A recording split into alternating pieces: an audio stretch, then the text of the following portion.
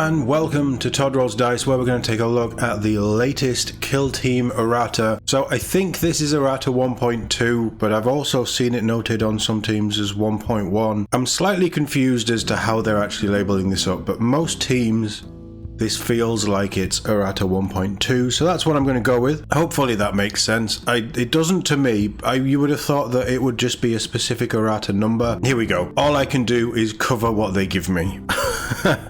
But this dropped last week, so I'm a little bit late on this. Certainly not as late as errata 1.1, but like always, it was just a stealth drop.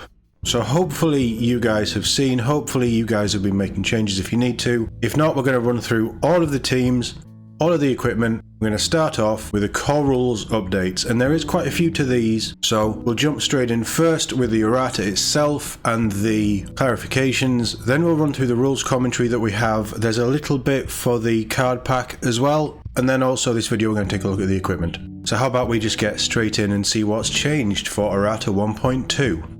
Key Principles has had a couple of changes. First one to damage, add the following text to the end of the first paragraph. Some rules allow an incapacitated operative to perform a free action after being removed from the kill zone. Such an operative cannot perform more than one free action excluding place marker in this instance, and that operative's player decides the order of any of its rules that occur before it's removed in the kill zone, taking precedence over the player with initiative deciding.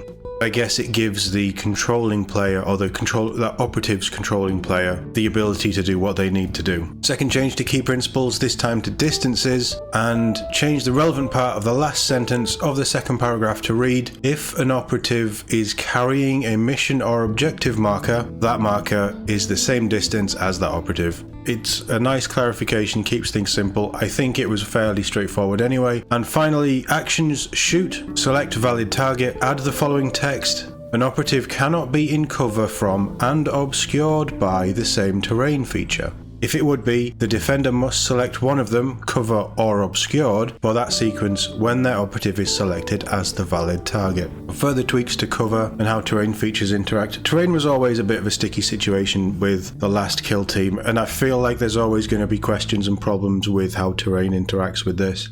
But it's good that they are looking at it and they're constantly making incremental changes and tweaking things as and when they need to.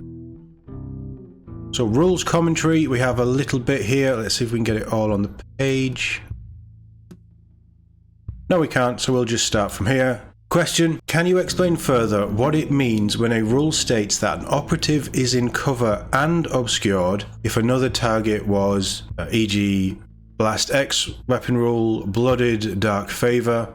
The answer: when determining cover and obscured for the operative, whatever was determined for the primary or original target is the same. For example, in the case of Blast, secondary targets that are not in cover/obscured if the primary target was not, and they are if the primary target was. So if you have primary target in cover and within 3 inches, let's just say 3 inches away, you know, technically it's out of cover, but an operative that would get caught up in the blast as well, you follow the rules for the primary target for the secondary. So it's a bit of a blanket thing, so you're not choosing primary and secondary targets. It doesn't differentiate between them. If the primary target is in cover, the secondary targets are. If the primary target isn't, the secondary targets aren't. Just to keep things simple, I think.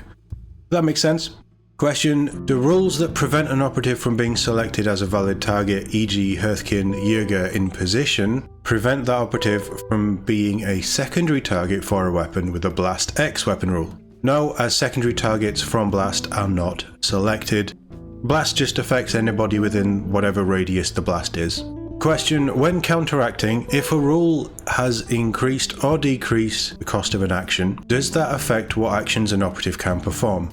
For example, can the Angel of Death mobile chapter tactic allow an operative to perform the fallback action while counteracting now it's 1 AP?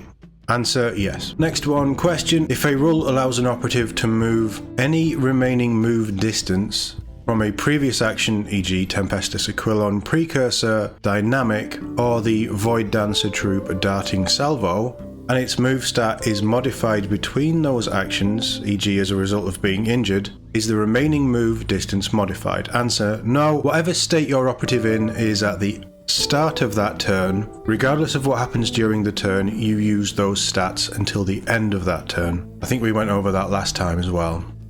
Next question, can operatives that can only perform a restricted set of actions, Wreck a Crew, Bomb Squig, a Lucidian Starstrider's Canid, perform actions that are treated as one of those actions, e.g. Hatchway Fight?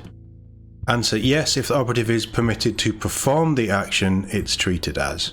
Again, fairly straightforward, but it's best to clarify these things. Question, can something be wholly within a territory while also being on the centre line?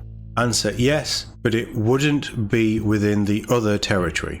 Question, can rules that ignore or reduce damage inflicted by an attack dice, e.g. Commando just a scratch, Corsair Void Scarred Warding Shield, ignore or reduce additional damage affected by that attack dice, e.g. Vespid Stingwind Vicious Venom or the Legionary Blood for the Blood God? Answer, yes. Question, is damage from the Devastating X weapon rule considered to be additional damage inflicted by an attack die, and can it be ignored by rules that ignore or reduce damage from an attack die, e.g. Corsair Void Scarred Warding Shield? Answer, no to both. So it is not considered to be additional damage, and it cannot be ignored through any rule by the reading of that.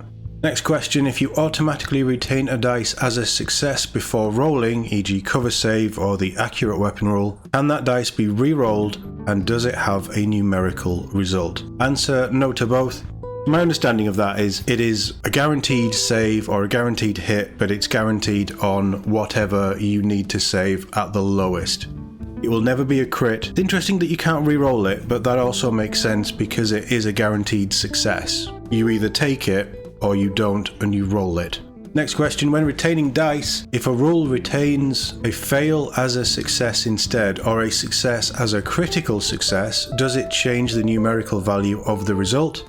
Answer, no, you treat that normal hit as a crit in that instance, but it doesn't mean it's a crit and it triggers any other critical abilities on weapons and things. Next question, if I attempt to resolve a rule that allows a friendly operative to perform an action upon incapacitation, e.g. Brood Brother, Broodmind Devotion, or the Deathcore In-Death Atonement, but that action cannot be completed, e.g. as a result of the Hunter Clade, Scrap Code Overload, or the Novitiate Blinding Aura, have I used any limited number of uses of that rule, e.g. once per turning point? Answer, yes. You're still using it. Just because you can't complete it doesn't mean you haven't used it. So that, again, is probably quite a good clarification, but that's how I would read it anyway. Next question, when resolving rules that relate to an operative being activated, which order should they be resolved in? Answer, resolving rules that specify when an operative would be activated first, then resolve rules that specify when an operative is activated, starting with rules that inflict damage, e.g. Plague, Marine, Poison.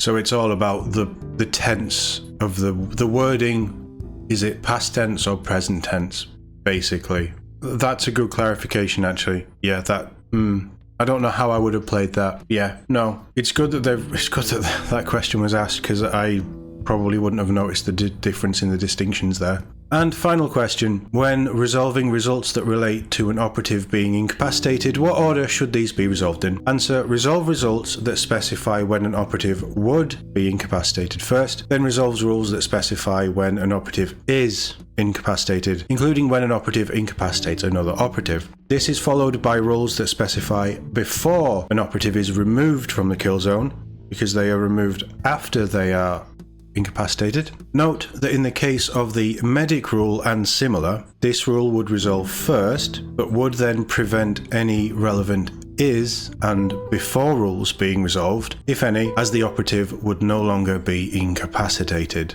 So it would be they're about to be incapacitated, but a medic rule would kick in to get them back on their feet. And then it is the would be incapacitated into the is incapacitated and then into the remove from kill zone. Again, that's a tense thing. I think that opens up a whole can of worms of actually writing rules and using tenses. I would never have thought about those, but this is really interesting, actually. There's some really good questions in there. Okay, hope you guys understand that. I have linked all of this stuff in the description if you want to check it out as well. It'll be on the Kill Team Downloads website, and it's the core rules changes. And all of the changes are on here as well. So you've got the stuff that we went over last time with terrain and kill zones and things. Any previous ones. We do have a change for an errata change for the approved ops card pack as well. So plant beacons, recon tac op mission action. Add additional text to the bottom of the third bullet point, more than 6 inches from your other beacon mission markers, in a kill zone that uses the close quarters rules, e.g. Gallo Dark. Ignore wall terrain when measuring this distance. So just a bit more of a clarification on the close quarters stuff. And that's us for the core rules. We're now going to jump over to equipment and see what's changed over there. So universal equipment changes. Again, we have our handy previous erratas. This is one of the things they've changed as well, just to make sure that everything is there. This time we just have the one change for 1.2, and it's to the portable barricade and the move with barricade action. Additional text added to end of second sentence of second effect. So after it moves, set up the portable barricade so it's connected again, but the portable barricade cannot be set up within 2 inches of other equipment terrain features, access points, or accessible terrain. If this is not possible, the portable barricade is not set up again. So they're really just honing in on how you can redeploy portable barricades. So move with barricade 1 AP. Same as the reposition action, except the active operative can move no more than its move stat minus 2 inches and cannot climb, drop, jump, or use any kill team rules that remove it and set it back up again, e.g. salvage a fly or the Mandrake Shadow Passage. Before this operative moves, remove the portable barricade it's connected to. After it moves, set the portable barricade so it's connected again, but the portable barricade cannot be set up within 2 inches of other equipment, terrain features, access points, or accessible terrain. If this is not possible, then you don't set the barricade up again. The action is treated as a reposition action. An operative cannot perform this action while within control range of an enemy operative or during the same activation in which it performed a fallback or charge action. I'm not entirely sure what that originally was. I think they've just clarified, but it does sound like that's a little bit of a nerf. If you were running portable barricades, let me know in the comments how much that's changed them, because I never really looked at the universal equipment, to be honest. I guess it makes sense, because you'd be stacking up quite a lot of cover. Interesting. Let me know what you think in the comments. And that's us done for our first errata video, or errata 1.2 video. We will be back tomorrow with the Astra Militarum Imperial Guard teams, and we're going to follow our usual release structure. Hopefully they'll be dropping every day over the rest of the week, and we'll go through every single team and see what changes, if any, and how it's going to impact your favourite kill teams. As always, thank you very much for watching, and I'll see you all in the next one.